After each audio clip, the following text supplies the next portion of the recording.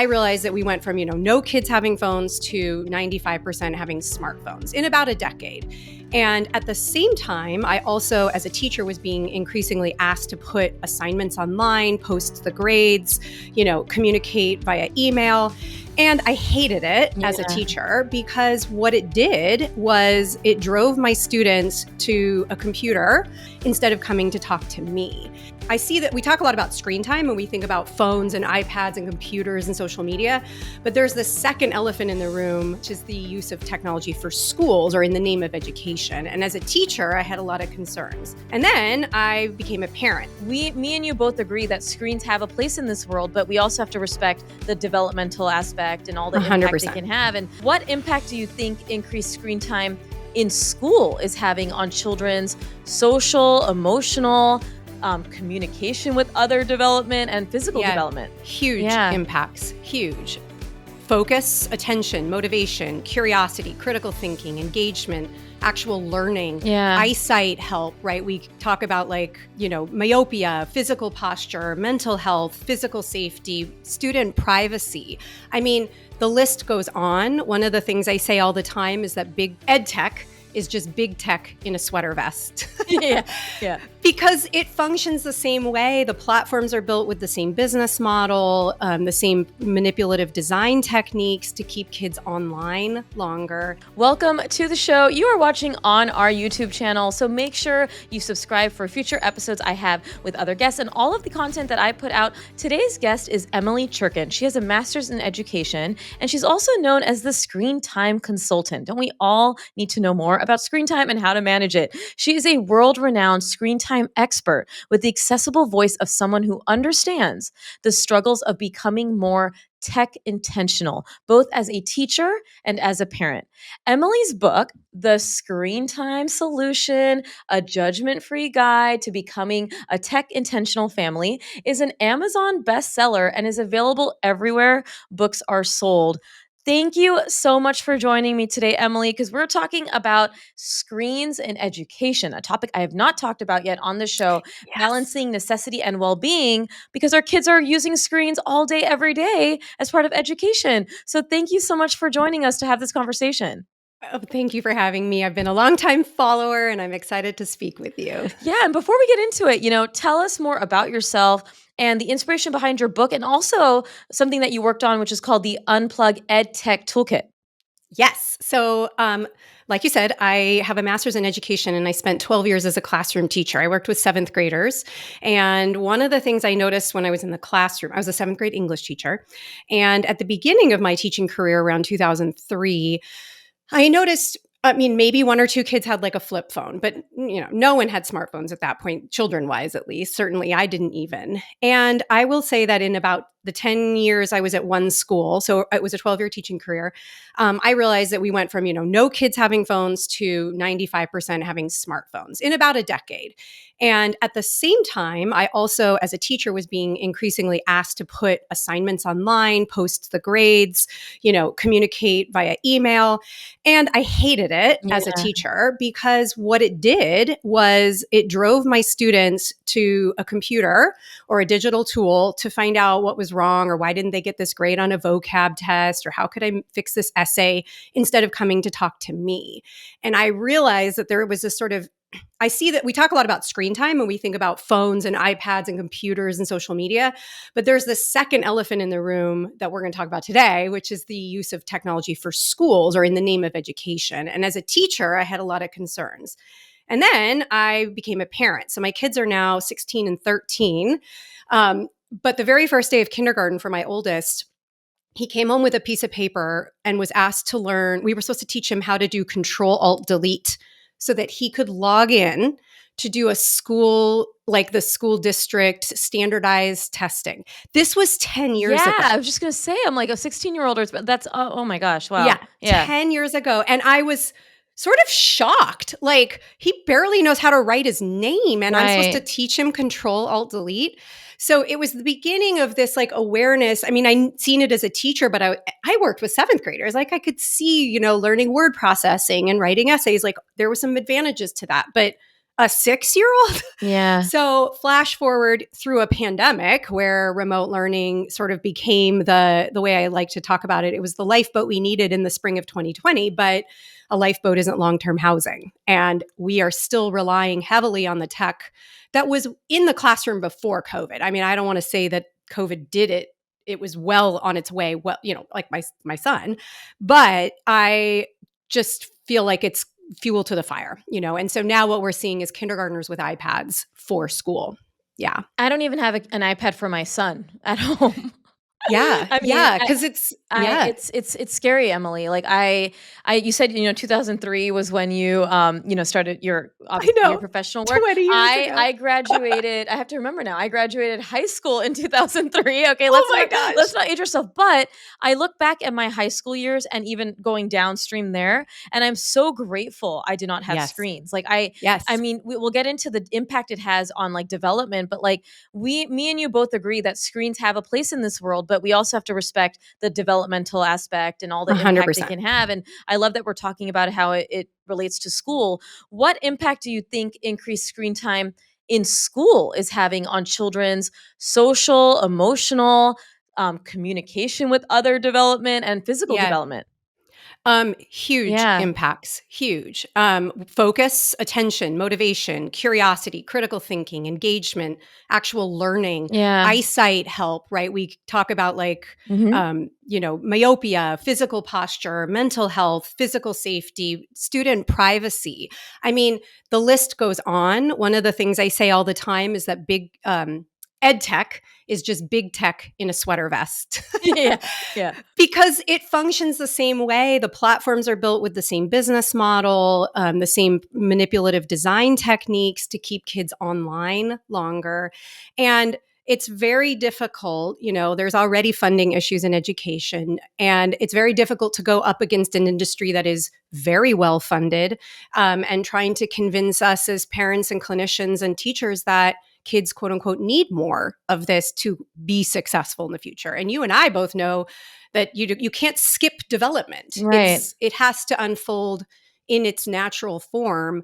And that's one of my big premises is that, it's got to be about skills before screens, right? What are the things that we need in place first? And, kindergartners having iPads isn't skills before screens. And you said it, like your own son who hadn't even learned to write was having to learn how to log in. I mean, that to Yes. me, that's the concern I also have, is that we're not Yes. allowing children to have the fundamental foundation of Yes. social, emotional, physical development and psychosocial development before we say, hey, here's this screen now that you Exactly. can use, And Exactly. like, there's so much debate because people are like, well, then that sounds like we're against screens. It's like, we're not against the screens. We're against if the screens are taking away from the other developmental aspect that children need to learn. That's the issue. Exactly. Like, I love Exactly. screens. Yeah. Oh. Right. And I mean, I'm clearly we use them, right, in our professional work as well. And, but again, I mean, my TLDR, if you take what I believe about my tech intentional approach, it's less is more, later is better, skills and relationships first. And too often we're leapfrogging all of that. I mean, again, the fact that we're talking about kindergartners is one thing, but 7 or 8 years ago, I was working with a 6th grader as a sort of tutor capacity, and she had an iPad for school as a 6th grader and was told, and everything was on the iPad. Her textbooks were digital, her worksheets were digital. And I remember watching her do this assignment, and she cuts and pastes a question from the digital tool, pops it into Google, cuts and pastes the answer, puts it into her Notability app. And I'm like, do you know what plagiarism is? Like, just let's start there. I mean, and she goes, well, yeah, but the teacher doesn't really read it. And I, again, no shade to teachers because I am one, I was one, I get it. And then I said, well, what about even paraphrasing it, putting it in your own words? And she goes, well, I don't even know how to type. So this is what I mean when I talk about skills before screens. Like, what are we doing? Giving children digital tools, but not teaching these fundamental basics like typing, and then let alone, I mean, we could talk about also technology offline versus technology with internet access, because, there are technological skills we could teach children that don't require an internet connection. And what's happening is, and I don't know how dark we want to get, but kids are accessing content at schools that is completely inappropriate and unsafe. And so what then? We can't say that the good, quote unquote, of technology is better than their safety. I mean, I would argue it has no business being there. Uh, I want to go back. I want to go back to the good old days because listen, I I remember know. vividly having to learn the Dewey Decimal System. Do we know what Yes, the me Dewey too. Decimal? I there was Card catalogs. yes, card catalogs. I remember being in elementary school at our Yep. library, and the teachers taught us about the Dewey Decimal System and how to find a book in a library based on the Dewey Yes. Decimal System. And I think my generation especially is very interesting in that we're the first generation that lived a life where school Yep. like screens were introduced when before our prefrontal cortex was formed. Yep. And so Exactly. so like, but we saw life before, and then we also see life Yes. after. And so Yes. this generation, I think, is really interesting in that I love Yes. that I had a very simple, no screen childhood. I love that. I Me also too. love what screens have provided. But my husband and I speak about it all the time. That he's like, "Do you think our lives are better with screens?" Like point blank. I'm like, listen, there are goods to it. He's like, that's not the question. He's like, from an overall perspective, do you think society is better with screens? I'm like, my personal Yeah. opinion, no, because of the I over know. information, the That's addiction, it. like that. Right. Not I don't like using that word because people get a little touchy feely, but the obsessiveness over. I got to check Yeah. my screen. I Yeah. got to look at it, and then what it takes away. It is Yeah. concerning, and we know though that it's becoming more of a part of our education system. I mean, you Yeah. saw that obviously as you were in your own career as a teacher. How do you think then that we can create a healthy balance between necessary screen use in school and time spent offline and cultivating those skills that we mentioned that are really important? Well, first of all, I fundamentally push back on the idea that it is necessary in Mhm. elementary school, particularly. Okay, great. And that is because of the prefrontal cortex, because fine motor, gross motor skills aren't fully developed. I mean, if you want to post the picture, I can send it to you of the kindergartners before school on the playground when they have 15 minutes to run around before class starts and they're all sitting on their iPads. I mean, from a developmental I'm standpoint, getting really from the upset listening to I know, this. I know. It's hard to help parents understand without the paralysis that comes with feeling so despondent about it. Mhm. I am often really surprised how little parents are aware of how much is happening at school. And so one of the first things I would invite parents to do is ask, who is telling me that I need this tech for my child to be successful? Mhm. Because chances are this is I mean, as a former teacher, we would go to, professional development all the time, and you do too, I know. And so if it's funded by a tech company telling me why my kid needs this, then I'm going to have a healthy dose of skepticism about it Yeah. because it isn't better for development. I mean, I think the end of the day, we have to focus on the skill building that matters. And again, that's going to come through tactile, three-dimensional social play, especially for young children, but I would argue this is true for teenagers too. And, I think that part of the part of the problem is like schools are strapped. Yes. They're getting cut funding. All of this bad stuff's happening. And so tech companies are saying, your poor teachers are so overworked. Wouldn't it be great if we had this tool that could help you differentiate instruction, meet students where they are? They've co-opted a lot of the language of education. And the problem is that's not better. As you point out, like, is our world better off because of it? There are some good things, but that's not what's happening. And so to me, I always say I'm not anti-tech, I'm tech intentional, but that isn't how technology is being used in school. Right. And if I saw it that way, then I'd have a different statement on this. The other thing we need to look at is, where do the big tech executives send their children to school? It Mm. is Waldorf, nature-based, tech-free schools. Yeah. So Why are what do they they doing know? right, right. Exactly. And the problem, of course, as is always the case with these types of, new found whatever technologies. And, I sound like a Luddite. Maybe I am, and I'm okay with that because I just don't fundamentally see the benefit outweighing the harms for young children in particular. But, you can't tell me that this is better. It isn't. You'll like this metaphor I came up with. If I were the designer of surgical tools, right, and I gave them to a surgeon to use in surgery, I don't walk into the operating room and tell the surgeon how to perform the surgery, Yeah. right? And the problem is that tech companies aren't, for the most part, teachers, right? They go in and they say, oh, we can make this faster, better. Well, faster isn't better, right? Faster doesn't mean better learning. There's a difference between information and knowledge. And information isn't just, open the brain, dump in the stuff, close it. I mean, that's what information is. But like, knowledge is struggle, Yeah. difficulty, Yeah. friction, and we're not having that experience because we're being displaced by the tech. And like you said, like, when there was an issue with one of your students, and like they could just message you versus actually coming up to speak to you. Like, Oh my like gosh. Yes.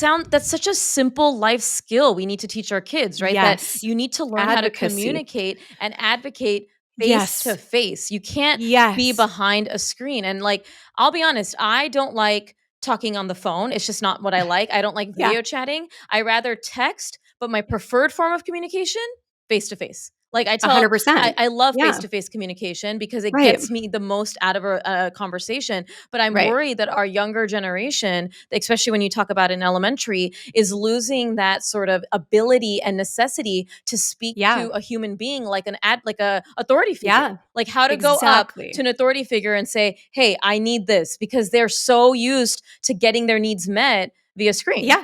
and it's scary. Well, and your example of the Dewey Decimal System, Yeah. like if from an executive function standpoint, like thinking about the steps in that Yes. process to find information and organize it and have just an understanding of a process.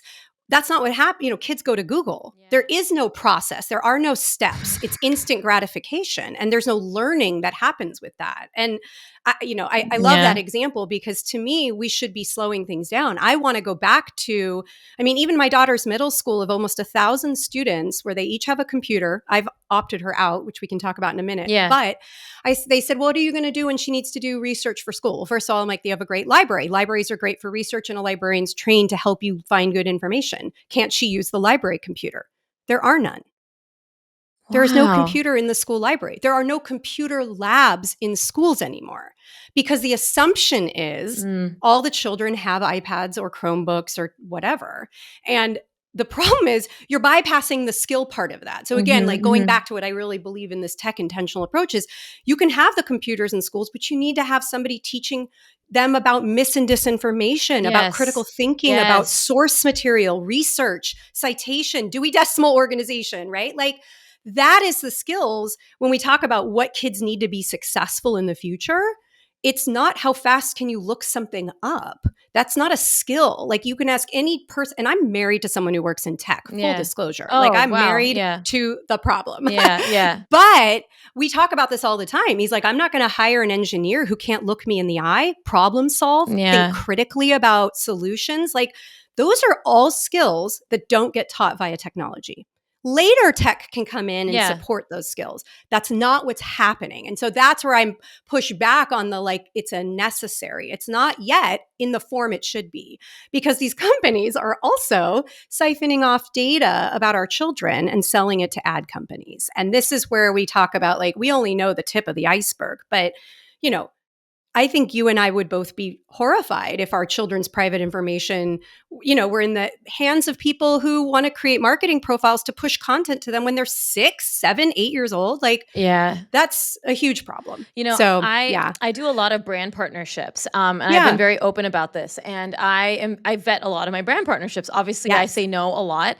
And I'm not going to name the name of the company, but a tech company, like a tech product company, approached me with this extremely lucrative deal. Like my husband was even like, are they serious with the amount of money they wanted to pay me to talk about how to integrate tech in children? And I saw the dollar sign. I saw what they wanted me to do. And I was just like, I couldn't sleep because I was like, this isn't right. Like, this isn't what aligns with me.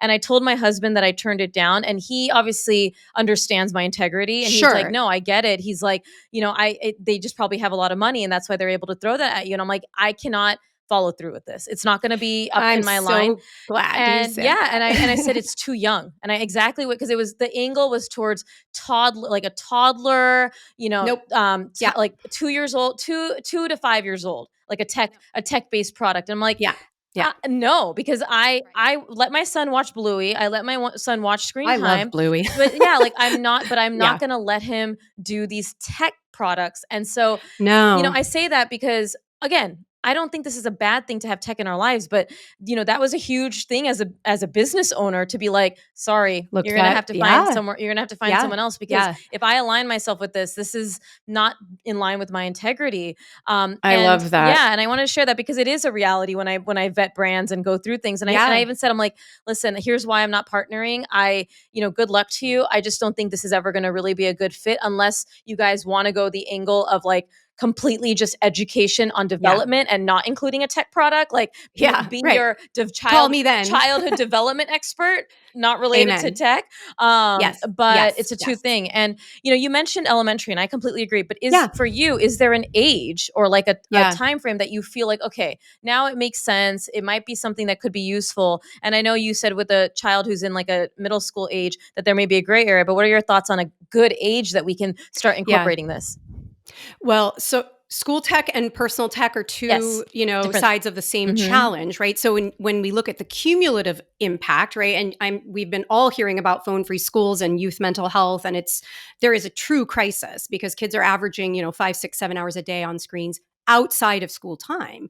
And I'm trying to help bring awareness to parents that your kids might also be spending 2, 3, 4 hours on screens at school.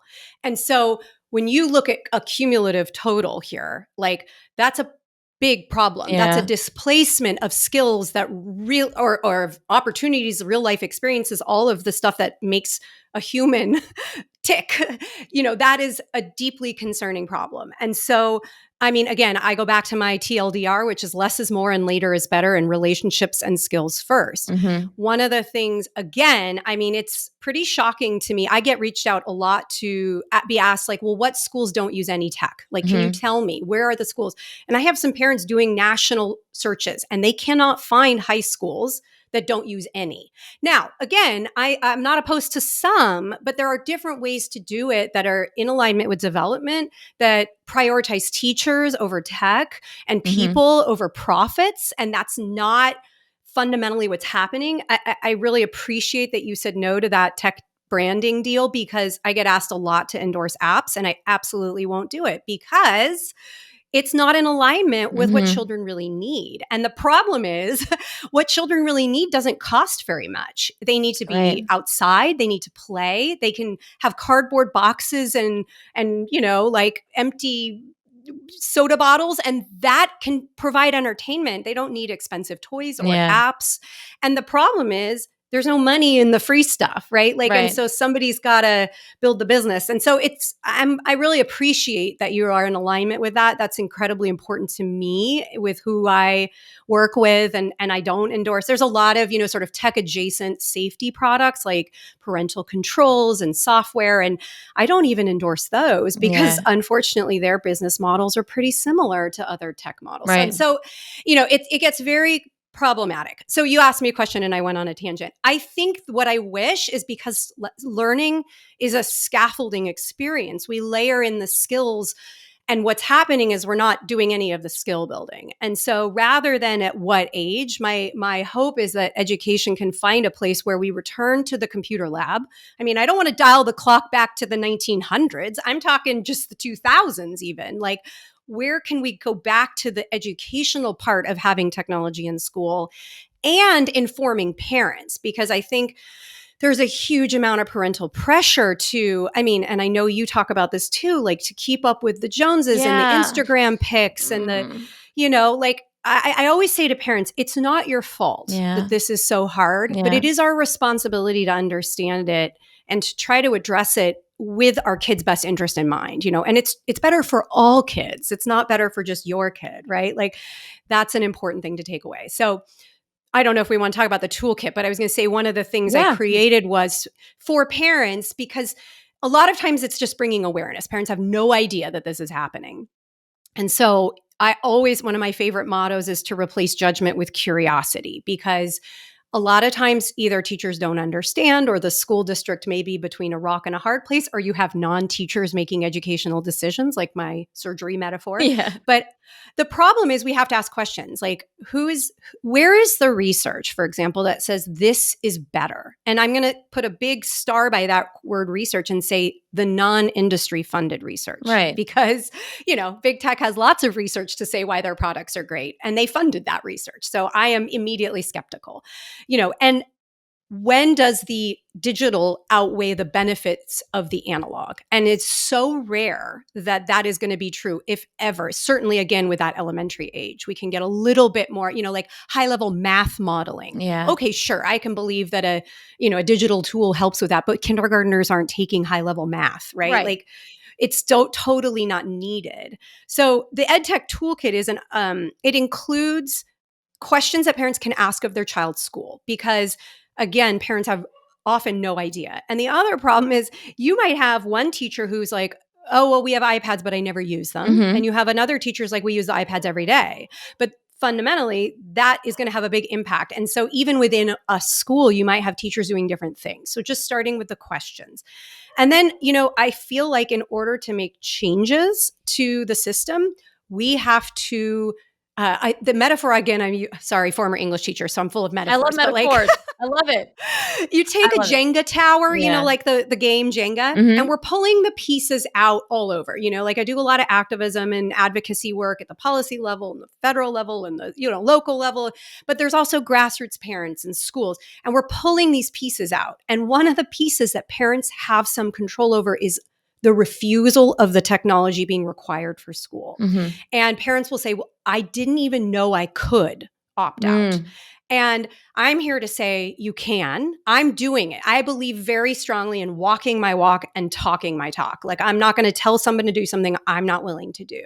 And so again, I don't want I try to avoid the adversarial approach to it. It's like, how can we do this as a team? I want to make a point that this isn't better for children. And I'm going to use my child as I talk about the first fish, another metaphor, sorry. Don't apologize for them. I love them. So personally, I love them, in an ocean, right? Like a school of fish. And I love that it's called a school, by the way. Yes. I wrote about this in my epilogue, but like a big school of fish swimming around, like how do you get a school of fish to change direction? Mhm. Well, it takes one fish to peel off, but actually the whole school won't shift until a second and third fish join them. Right. And so what I say is I'm a first fish. I'm doing this. And there are other first fish out there, but I need some second and third fish too. And I'm going to say, especially in those younger grades, that K through 5, there is no need. And again, with the very rare exception of a learning disability that might require a digital tool. Yes. But as I say, just because one kid needs eyeglasses doesn't mean all kids need eyeglasses. So how do you advocate for less or none in that K-5 environment? And parents have the right to say, I'm opting out. I wish it were an opt-in. That's where I would like to see us go. I love that. But we're not there yet. So in order to change that, that's my recommendation. And so the toolkit is a guide to help parents through that and what some of the data points they might want to share with their schools and what to do if they meet resistance, because unfortunately that's happening. There are parents who are told you can't opt out or we won't accommodate. And the problem is that's not true. I mean, from a legal standpoint, they're putting themselves in some pretty hot water, but it's also maybe because they don't understand. So I try to approach this again with, let's start with the information and education and, curiosity first. Yeah. And I love that you talk the talk and walk the walk and practice what you preach. And thank you for using your own family as an example, especially with your younger child, being in middle school and having to do this. Yeah. My biggest thing is, I have a younger child who's 5, and our personal tech philosophy is that he will not have access to an iPad unless we are going on an airplane. That's the only rule. That is our personal choice that we have decided. And so sometimes he'll see his cousin or friend have an iPad at a restaurant, and we have to explain to him that this is something that we don't do at restaurants. Other people can do it. Everyone has their own choice. I'm curious, how has this decision that you've made for your family, especially with opting out in a culture that where most people are opted in already, how has that? How does your child respond to that? Or how have you had those conversations with her or he? Her. Yeah. Yeah. How have you had Yeah. those conversations with her to really align with your family's philosophy, but also Yes. support her if her peers are like, Yes. oh, you don't have this and we do? Like, is that happening? And I think it's such a It's a great healthy question. conversation. Yeah. Yeah, so I always joke that if I were a dentist, my kids would floss a lot more, but I'm not. I'm the screen time consultant, so they hear a lot about screen time stuff, and I've been doing this Yeah. work for 6 years, and so it's been in our regular family conversations. She's in a 6, 7, 8 school. She's a 7th grader this year, which is the year I taught, right? So it's kind of very real for me as a teacher and a parent. Last year, she did use the school issued tech, partly because I was curious to see what was going to happen. She is thankfully in a school where the principal and the school counselor are pretty on board with less is more. Okay. And a lot of what they're doing is just because they're being told they have to do it. And so, this is where you can find some real tension between like a district administration versus the staff on the ground. I also have a child who is my own daughter, is very much like me and is not afraid to speak her mind and be okay with being a first fish. We've talked a lot about it. And one of the things I acknowledged was like, this is going to put you in a situation where sometimes your friends or your classmates are going to have a computer out and you won't. And we did troubleshoot that with the counselor. We talked about how I am okay in a partner activity, like there's some science labs that they do together. And again, I mean, I hate that science is on a computer, right? Don't get me started on that. Yep. But it's occasional, right? Yeah. And so again, I'm not anti-tech.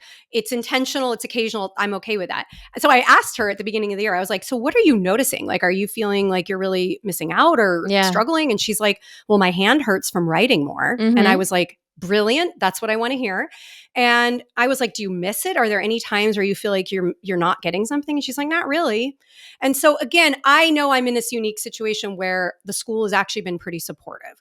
But I have a friend who's doing this in another school in another state who is being met with, your child is going to be missing out. Your child is, came to, this really got me, signed up for office hours on a piece of paper, but because it wasn't in the app, he didn't come at the right time because we didn't know he'd signed up. So it's this kind of developmental inappropriateness, like that to me is just tech for tech's sake. There's no skill in that. Right. Why can't you use a piece of paper? It's like, why do we need a digital paper or not paper trail, right? Yeah. But the crazy part too, when I opted her out last year, I was talking to the counselor and I gave them a lot of advance notice and I did a talk at their school. So like it was built up really thoughtfully. I didn't just do it randomly, but the counselor told me last year, I was like, I just wish there were paper. I mean, they're 100% digital math curriculum and 100% digital science curriculum.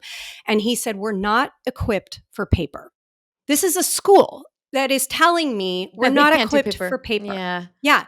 And it is shocking to me still that it is considered a revolutionary act to ask for pencil and paper in school in 2024. But that's where we are. And so, we talked about like, what are the skill impacts on too much tech for learning? There was just an article yesterday, I believe, in The Atlantic about college students not reading whole books anymore, that they're arriving unable. And it's not even for a lack of interest. It's the ability to sustain focus and work finish a book. Yeah, through complex tasks. My cousin is a freshman English teacher at an arts college. She said her goal this year is to teach one whole book. The amount of whole books I read through my high school and junior high. I mean, again, I was a library kid. I kid. I love the library. I cannot, right now we don't have a great public library. And I'm like, honey, can we move so I can get my kids into I a love library? The library. I think libraries, I hope they are always wonderful and funded and they're beautiful places.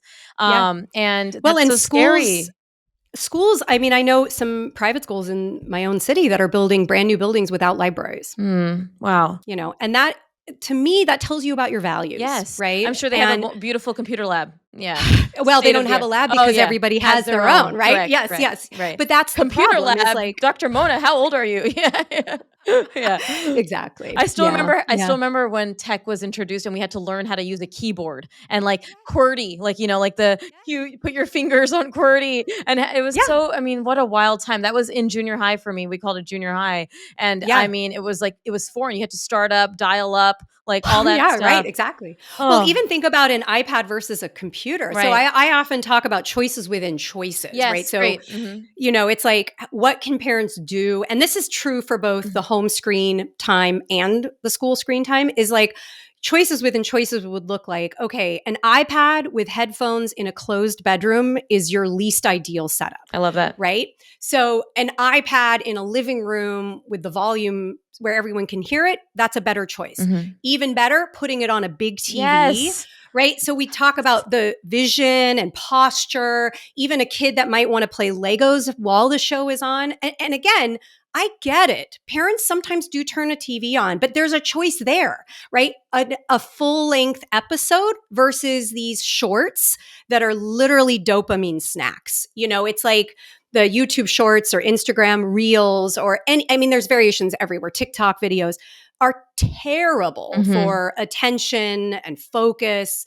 I get it. Like, it's so easy to just swipe and scroll through these things. So anytime you can pick something, and it's so fascinating too, if you look back at children's television programming from even 10, 20 years Yeah. ago, the pacing has changed so much. Yeah. Like thinking about I loved the Winnie the Pooh movie, when I was growing up, and even my own kids watched that, but it is painfully slow, quote unquote, Comparatively. by Yeah. today's standards. Mhm. And part of that is, I think, directly correlates to the not reading a whole book in college, because we aren't our attention is a muscle that we have to build and sustain and flex. And if we're just making things simpler, easier, shorter, quicker, we're having the opposite effect on learning. So for parents, obviously I advocate opting out. Choices within choices, so that you're conscious about, we don't ever want kids to go in the room with their door closed with a screen, because that's where bad things happen. Yep. And I will argue that parents, this has to be true for us too.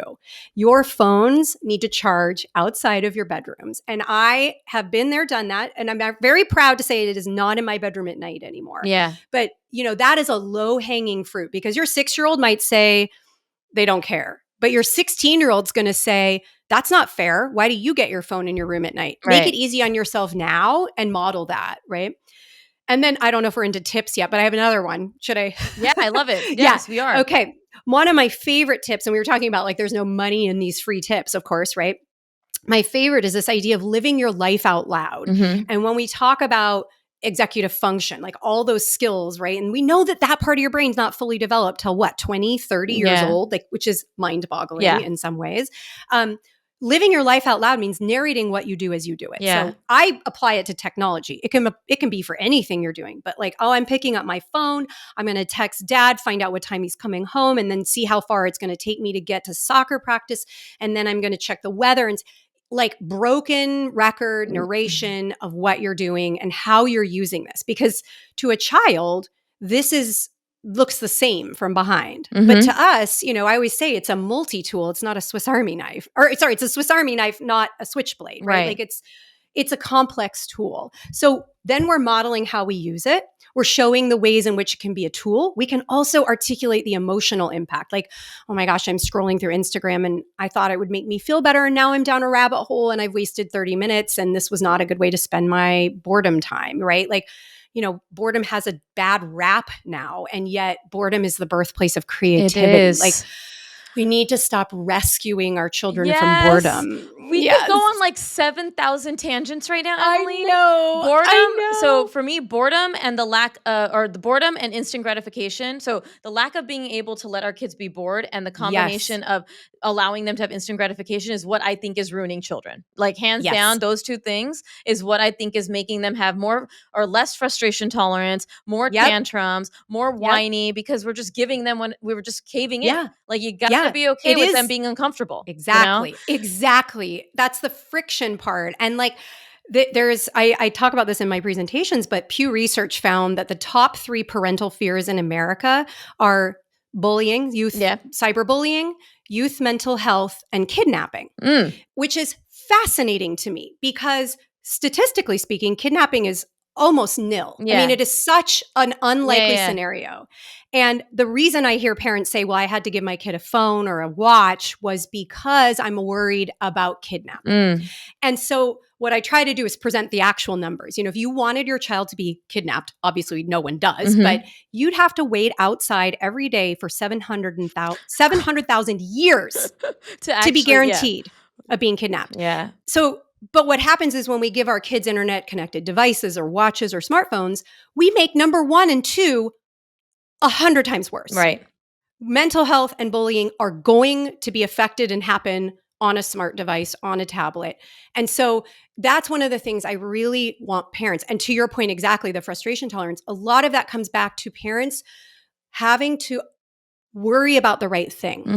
That I talk about this dichotomy of scary versus dangerous. We worry about the scary and ignore the dangerous. We overprotect children in the real world and underprotect them online. Yeah, very true. And it starts so early. It starts with the foundation, like you said, like you talked about keeping the phone outside the room, like all of these small but very important things. Like Yes. I'm very much in line with what you're saying. And it's also getting my partner on board in terms of, Yep. hey, we need to have the phone down during dinner time. This is not like, to me, like 5 p.m. till 8 p.m. is no screen time in our house.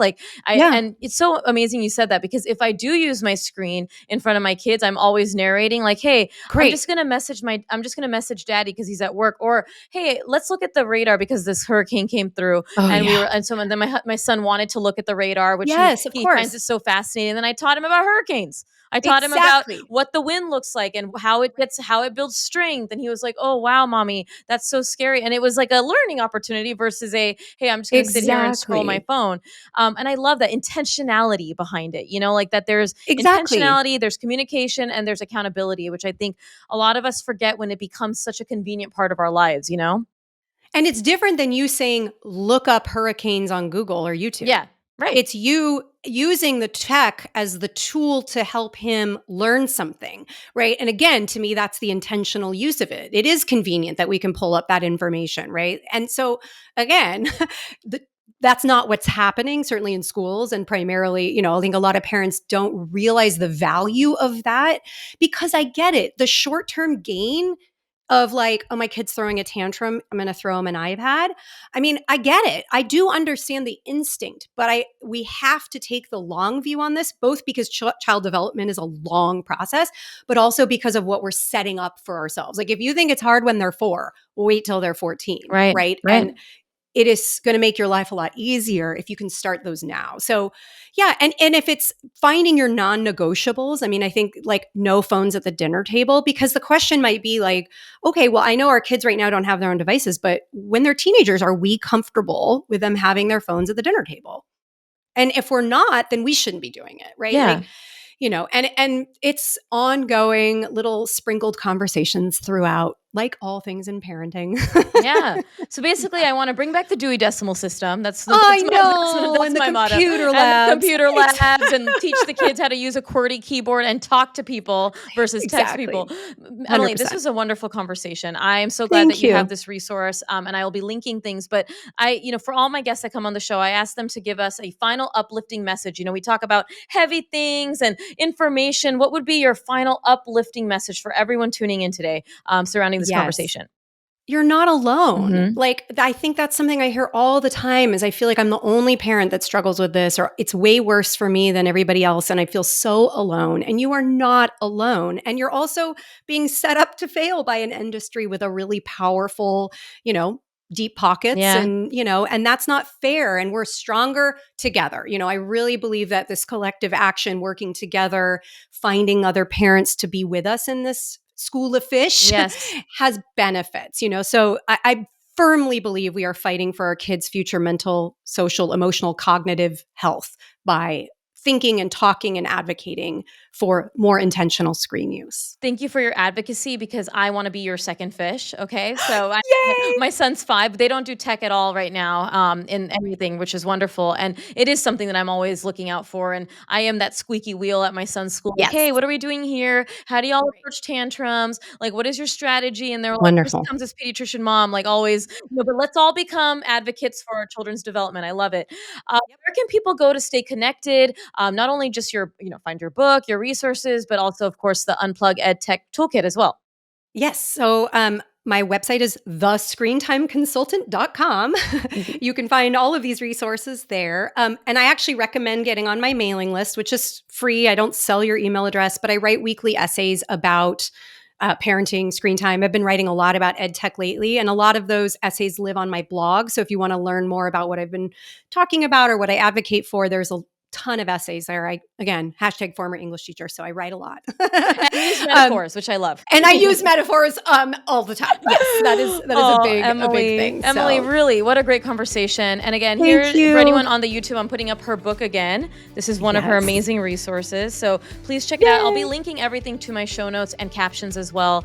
And thank you. This was a really, again, intentional conversation, uplifting, but also just laying down the facts as they are, which I think we need to, because we can't just keep saying, do what you want and it's fine. It does matter for our children. So thanks for advocating for our children's well-being. It means a lot. Thank you. And thank you for being such a reasonable voice on social media.